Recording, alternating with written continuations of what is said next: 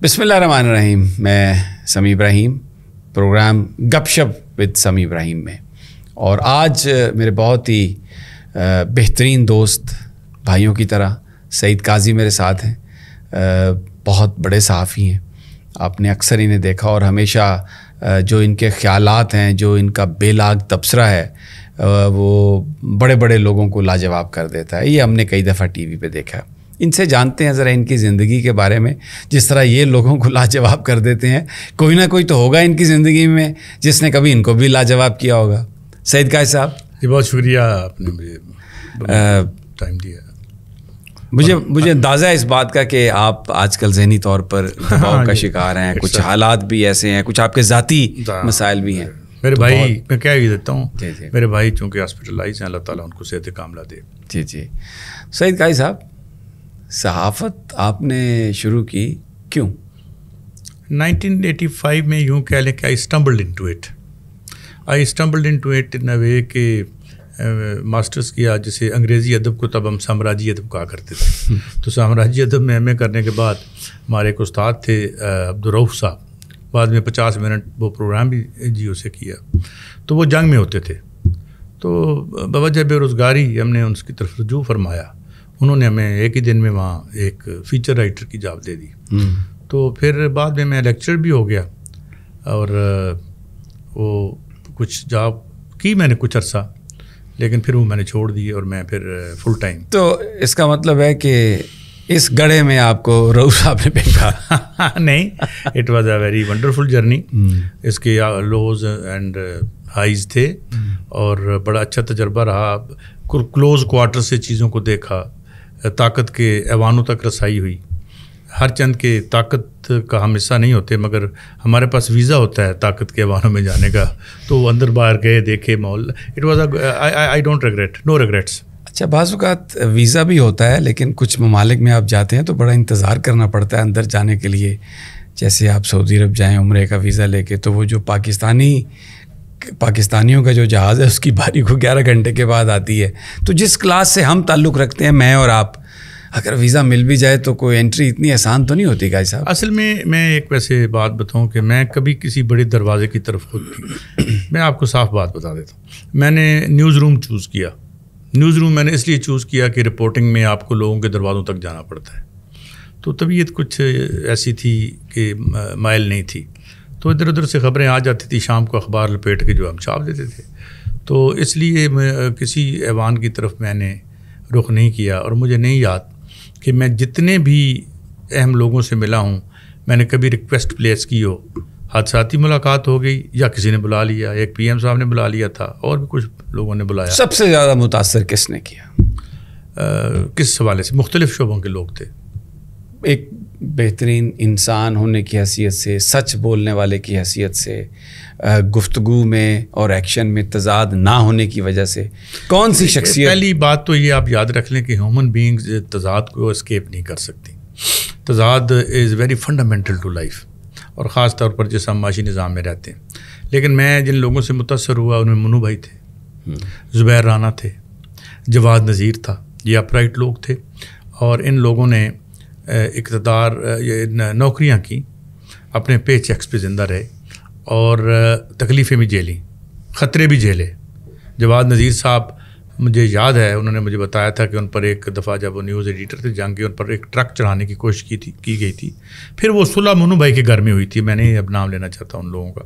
تو یہ وہ لوگ تھے جو کہ بڑے کاریگر لوگ تھے اپنے کام کے، پڑھے لکھے لوگ تھے، اور بکنے والے نہیں تھے.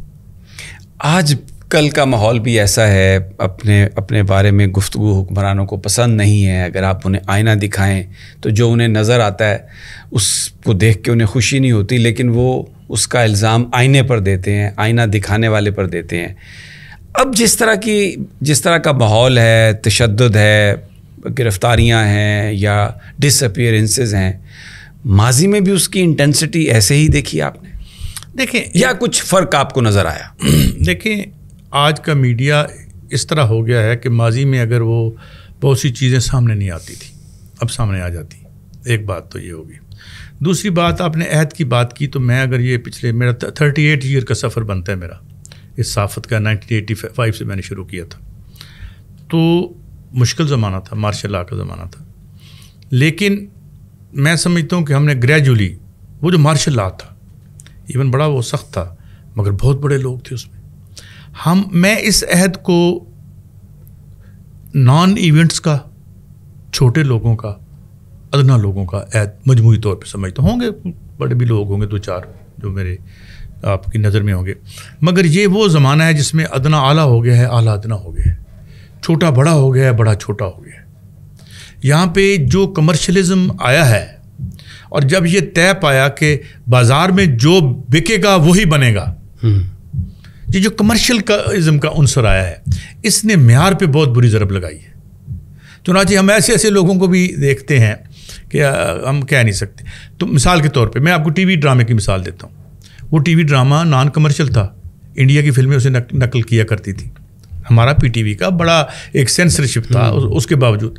تو یہ زمانہ جو آیا ہے اس میں ہم نے دیکھا کہ ایک ریٹ ریس بھی چلی اور اس میں اسے چھوٹے لوگوں کا، مجموعی طور پر چھوٹے لوگوں کا اور نان ایونٹس کا، جو جس طرح کارل مارکس نے کہا تھا نا کہ history without events, events without history, heroes without heroic deeds. تو یہ وہ ان سورماؤں کا، ان ہیروز کا عہد ہے کہ جن کے پلے کوئی بڑا مارکا نہیں ہے کچھ لوگ محدود چند جن انگلیوں پر۔ میں دوبارہ اب کہہ رہا ہوں کہ یہ میرے جو انالیسز ہے یہ مجموعی ہے، یہ انڈیویجول ان کے لوگوں سے نہیں ہے جنہوں نے جو ہے وہ قربانیاں دی یا دے رہے ہیں۔ ایک نقصان جو فال آف سوویت یونین کے بعد انٹیلیجنسیا نے محسوس کیا کہ اس سے پہلے جو دنیا میں تفریق تھی وہ نظریے کی بنیاد پر تھی، لوگ ایک آئیڈیالوجی کو فالو کرتے تھے یا ان کے ذہنوں میں کچھ خواب ہوتے تھے معاشرے کے، اس کی تکمیل کے لیے وہ جدوجہد کرتے تھے۔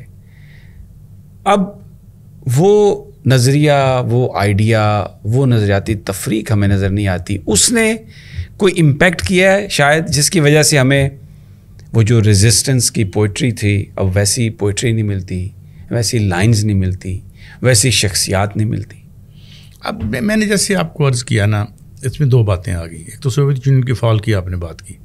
اب سوویت یونین کی فال جو ہے وہ جس طرح میں نے فرید پراچا صاحب میرے ساتھ ایک شو میں بیٹھے تھے، وہ جماعت اسلامی کے، ہم لیفٹ کے لوگ تھے، آج بھی لیفٹ کے شناخت پہ ہمیں کوئی شرمندگی نہیں ہے بلکہ خوشی ہے۔ تو میں نے انہیں کہا کہ دشمن گئے تو کشمکش دوستی گئی، دشمن گئے کہ دوست ہمارے چلے گئے۔ تو آپ سے ہماری کشمکش تھی تو اب کشمکش نہیں رہی۔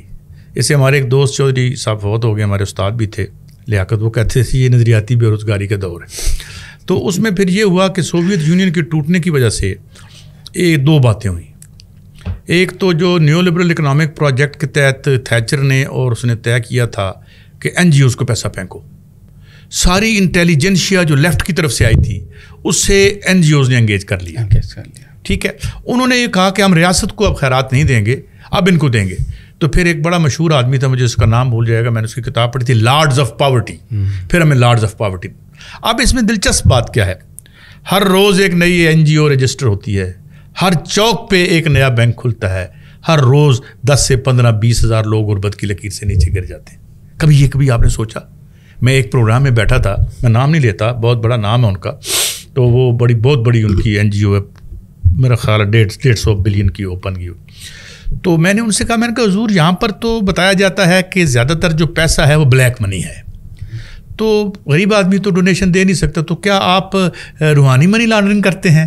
تو اور یہ مقبول جان صاحب کے پروگرام میں تھا، انہوں نے وہ میری شرارتانہ فکرہ کاٹ کے اپنے پرومو میں بھی ڈال دیا۔ تو میں یہ سمجھتا ہوں کہ یہ جو ہے نا، میں نے عبدالستار صاحب کو انٹرویو کرا تھا، میں نے کہا سر آپ نے کچھ فرق ڈالا؟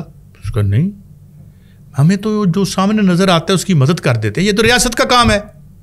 1973 کے کانسٹیٹیوشن میں لکھا ہوا ہے، کسی این جی او، میں ایک چینل میں گیا، وہاں پہ ایک بہت بڑے این جی او کے بیٹھے ہوئے تھے، میرے چلے تو مجھے گھر سے بلایا انہوں نے، اور میں اس پروگرام میں بیٹھا، جب میری باری آئی تو میں نے کہا ہمیں آپ سے حقوق نہیں چاہیے، غالباً برنی صاحب تھے کوئی، میں کہا حضور آپ سے حقوق نہیں چاہیے، ہمیں خیرات نہیں چاہیے، ہم اس ملک کے سٹیزن ہیں، ہمیں ہمارا رائٹ چاہیے، ہم یہاں ود ہولڈنگ ٹیکس میں 70 سے 80% پیسے ریاست کو چلانے کے ہم دیتے ہیں، ہمیں خیرات نہ دیا کریں، اور پھر اس خیرات پہ وہ نہ لگایا کریں چاندی کے ورک اور اس کی نمائش نہ کیا کریں۔ انہوں نے میرا سیگمنٹ ہی کاٹ دیا۔ اگلے دن وہ سیگمنٹ ہی نہیں چلا وہاں پہ. میں نے ان کو فون کیا, انہوں نے نہیں اٹھایا. ایک صاحب نے غلطی سے فون اٹھا لیا, تو میں نے جو گفتگو کی وہ یقیناً ان کو یاد ہوگی, رہے گی. تو بہرحال ہم ماضی کے دریچوں میں اگر جھانکیں تو بہت ساری چیزوں پر گفتگو کرنے کو دل چاہتا ہے, اور آپ کیونکہ اپنی آنکھوں سے آپ نے نہ صرف مشاہدہ کیا بلکہ آپ ان تحریکوں کا حصہ رہے ہیں, آپ اس نظریاتی عمل کا ایک بڑا اہم جزو رہے ہیں جس نے کبھی تبدیلی, حقیقی تبدیلی کے لیے پاکستان میں جدوجہد بھی کی, اور لوگوں کی سوچ کو میں تبدیلی کی بات کر رہا ہوں. اب موجودہ صورتحال آپ کے سامنے ہے. دولت, میں استاد دامن کی دامن دے موتی اٹھا کے پڑھ رہا تھا تو مجھے ایسا لگا کہ یہ استاد دامن نے آج کے بارے میں ساری شاعری کی ہے. اس وقت نظریہ, کوئی ویلفیئر, کوئی غلامی کا طوق اتارنے والی کوئی بات نہیں ہے, اور جس طرف ہم جا رہے ہیں, جو ہمارے آئیڈیلز ہیں, ویئر ڈو وی اینڈ اپ سعید قاضی؟ دیکھیں, میں اس پیریڈ کو, میں بڑا آپٹیمسٹ ہوں, میں انکریجبل آپٹیمسٹ. میں آپ کو ایک مثال دیتا ہوں. یہ جو نیو لبرل اکنامک یہ نظام جس میں ہم رہ رہے ہیں, اگر ہم اس نظام ہم اگر انسانی ریکارڈڈ تاریخ کو ایک دن تصور کر لیں تو اس نظام کی عمر 2 منٹ بنتی ہے. یہ یہاں پہلے نہیں تھا, آج ہے, کل نہیں ہوگا. یہ جو لوگ ہمیں بتاتے ہیں نا, یہ شغل سوسائٹی آ جاتی. میں ایک لال خان کا پروگرام دیکھ رہا تھا, ایک جگہ ایک بہت ہی ماشاء اللہ اچھا لکھتے ہیں, تو انہوں نے ایک, لال خان کو کینسر ہو چکا تھا, وہ شاید جواب نہیں دے پائے, کاش میں ہوتا تو ان کو جواب. تو انہوں نے فرمایا, میں نام نہیں لیتا صاحب کا, کہ جی دیکھیں کچھ لوگ تو ہیں وہ ریاست مدینہ میں رہ رہے ہیں, کچھ سرخ جنت میں رہ رہے ہیں. میں نے کہا اگر میں ہوتا تو میں اسے کہتا کہ نہیں, اب بالکل غلط, وہ غلط وہ نہ مدینے میں رہ رہے ہیں نہ سرخ جنت میں رہ رہے ہیں, وہ آج کے کوفے میں رہ رہے ہیں. اور ہم میں سے اور آپ میں سے وہ لوگ ہیں جو اس کوفے کو ان انسانوں کی تقدیر بتاتے ہیں. وہ یہ بتاتے ہیں کہ تمہارے, اور جو کہ سب سے بڑی واردات ہے, جو سب سے بڑا جھوٹ ہے, ہم آپ کے کوفے میں رہتے ہیں, اس سرمایہ داری کے کوفے میں رہتے ہیں. اس لیے ہاں, اب آپ ہم سے خواب بھی چھین لینا چاہتے ہیں. اور پھر ایک اور بات, برٹن رسل نے ایک بات کہی تھی, ذرا غور فرمائیے گا, میں بدل کے تھوڑا بتاتا ہوں اس کو.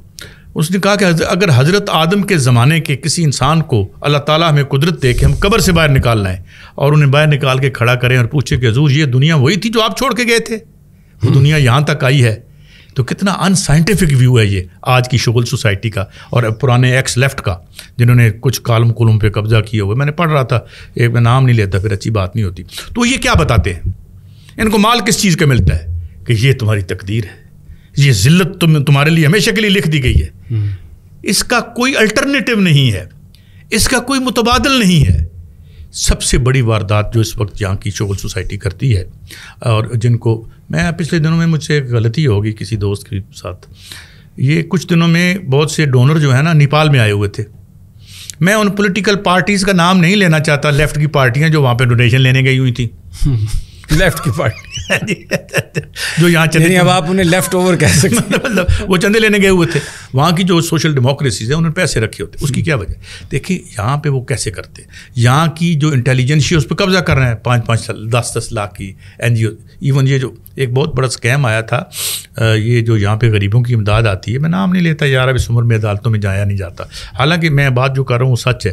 وہ جو ایک پاورٹی فنڈ تھا ایلیویشن کا, اس میں بہت بڑا مال جو ہے وہ پاورٹی فنڈ کا ہو گیا, ادھر کو مال ادھر. آپ جائیں نا 5 اسٹار ہوٹل 7 اسٹار ہوٹل میں اچھے, یعنی غربت دور کرنے کا سیمینار میریٹ میں ہو رہا ہوگا, PC میں ہو رہا ہوگا. تو یہ وہاں فیصلہ, یہ نیو لبرل اکنامک پروجیکٹ کا ایک حصہ تھا. یہ 1930s 40s میں 2 پروفیسر تھے, ایک ہائیک اور ایک اور تھا. انہوں نے یہ نظریہ سرمایہ داروں کو دیا کہ یہ جو آج کا نظام ہے جس میں ان کا ساری ویلفیئر ختم کر دیو, امیر آدمی پہ ٹیکس نہیں لگانا, انڈائریکٹ ٹیکسیشن کریں, اور یہ پھر 80 میں امپلیمنٹ کیا. اس کو تھیچرزم بھی کہتے ہیں, اسے ریگنامکس بھی کہتے ہیں, جو آج تک چل رہا ہے اور جو سمیش ہو گیا دنیا میں, کیونکہ اب اگلا ریسیشن 20 کے بعد ہٹ کرنے جا رہا ہے. میں آج آپ کو بتا رہا ہوں, اینڈ مارک مائی ورڈس, کہ یہ 2007-8 کا ریسیشن وہ ختم نہیں ہوا تھا, ایل شیپ تھا, اٹھا نہیں, اوپر نہیں گیا, اور 20 کا ریسیشن آ گیا. اب 20 کے ریسیشن کے بعد اگلا تیاری کر رہا ہے. اس کی کیا وجہ ہے؟ اور یار مارکیٹ بیٹھ گئی ہے, میری جیب میں پیسے نہیں چیز خریدنے کے, تو میں تمہاری یعنی یہ اوور پروڈکشن کا کرائسس ہے. ابھی نیچے بار جاتے ہیں, سامانوں کے ڈھیر لگے ہوئے ہیں, ادویات کے ڈھیر لگے ہوئے ہیں, یعنی کپڑوں کے ڈھیر لگے ہوئے ہیں. اس سرمایہ داری نے اتنا پوٹینشیل پیدا کر دیا پروڈکشن کا کہ ہم 7 سیاروں کو روٹی کھلا سکتے ہیں, مگر ہم خود بھوکے مر رہے ہیں. رات کو ابھی ریسنٹلی میں دیکھ رہا تھا کہ half population of the world جو ہے وہ فوڈ انسیکیور ہوتی ہے, اور اس میں کروڑوں لوگ جو ہیں رات کو بھوکے سوتے ہیں. تو یہ کیا ہے؟ یہ ٹھیک ہو سکتا ہے؟ اس کوفے کو جواز دیا جا سکتا ہے بیٹھ کے ٹی وی پر کہ ہم بڑے لبرل ہیں, ہم بڑے پروگریسو ہیں؟ تو آپ ریڈ اور سرخ خواب دیکھتے ہیں, یا ریاست مدینہ جو ہمارے لیے بڑی ایک ہمارے دل کی خواہش ہے, اس کی خواہش ہے. تو ریاست مدینہ وہی ہوگی جہاں لوگوں کے پیٹ بھرے ہوں گے, جہاں انصاف ہوگا. یہ کوفہ نہیں ہوگا جس کوفے کو یہاں کا ویسٹرن لبرل جو ہے وہ ایک آپ کی حتمی تقدیر سمجھ کے جو ہے وہ کرتا ہے.